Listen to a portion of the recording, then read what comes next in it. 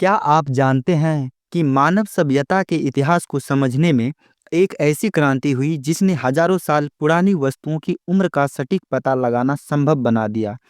इसे कहते हैं रेडियो कार्बन डेटिंग और इसका आधार है कार्बन 14 नामक रेडियो एक्टिव आइसोटोप।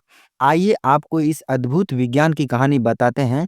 इसके तहत इतिहास, इसके आविष्कार और इससे जुड़ी कुछ रोचक पहलुओं के बारे में। 1940 के दशक की बात है। द्वितीय विश्व युद्ध के बाद विज्ञान के क्षेत्र में तेजी से विकास हो रहा था। एक अमेरिकी वैज्ञानिक विलार्ड एफ लिब्बी शिकागो विश्वविद्यालय में इस विचार पर काम कर रहे थे कि कैसे रेडियोधर्मिता का उपयोग करके प्राचीन वस्तुओं की उम्र सीमा का पता लगाया जा सकता है। उन्होंने पाया कि पृथ्वी के वातावरण में मौजूद नाइट्रोजन 14 जब ब्रह्मांडीय किरणों अर्थात कॉस्मिक रेज से टकराती है तो वह एक रेडियो एक्टिव आइसोटोप यानी कार्बन 14 में बदल जाती है।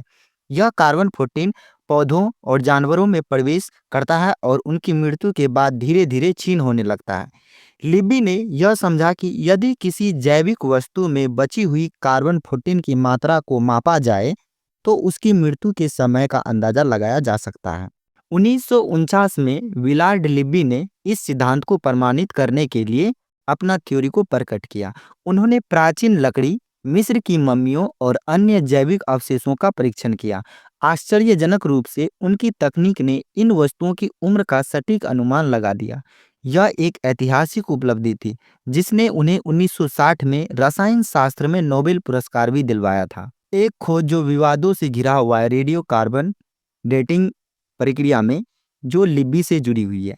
लिब्बी की टीम जब इस तकनीक पर काम कर रही थी तब कई वैज्ञानिक इसे एक असंभव विचार मान रहे थे।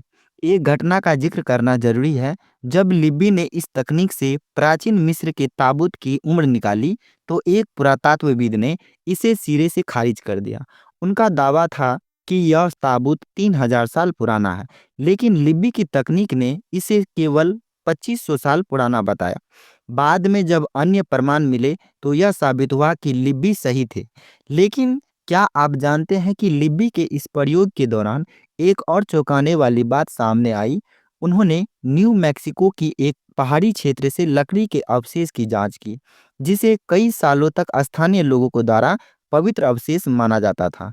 परीक्षण ने दिखाया कि यह लकड़ी महज 1200 साल पुराना था, जबकि किंवदंतियां इसे 5000 साल पुरानी बताती थी। इस खुलासे ने वहां के लोगों में एक सनसनी फैला दी।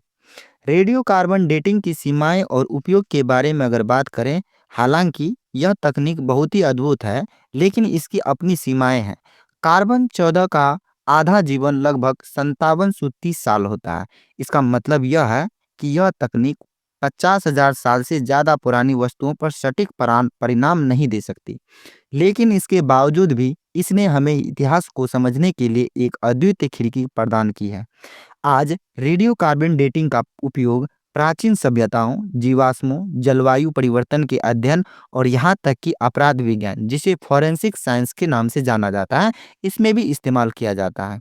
1978 में जब वैज्ञानिकों ने तुरीन की चादर का परीक्षण करने के लिए रेडियो कार्बन डेटिंग का इस्तेमाल किया तो उन्हें इसकी उम्र 1260 से 1390 ईस्वी के बीच की मिली। लेकिन इससे जुड़ी धार्मिक रहस्यों और मान्यताओं ने इस खोज को विवादास्पद बना दिया। आज भी इस चादर की वास्तविकता को लेकर चर्चाएं जारी है। आज इस तकनीक को और परिष्कृत किया जा चुका है। अब हम छोटे से छोटे नमूनों की जांच कर सकते हैं। रेडियो कार्बन डेटिंग ने न केवल हमारे अतीत को समझने में मदद की है, बल्कि यह हमें यह एहसास भी दिलाती है कि विज्ञान और तकनीक के माध्यम से हम समय की परतों को भी खोल सकते हैं। क्या आप जानते हैं रेडियो कार्बन डेटिंग के बिना हम यह नहीं जान पाते कि पिरामिड 4500 साल पुराने हैं या माचू पिच्चू 15वीं शताब्दी का है। विलार्ड लिब्बी को उनकी खोज के लिए अमेरिका में विज्ञान का आधुनिक जादूगर भी कहा जाता है।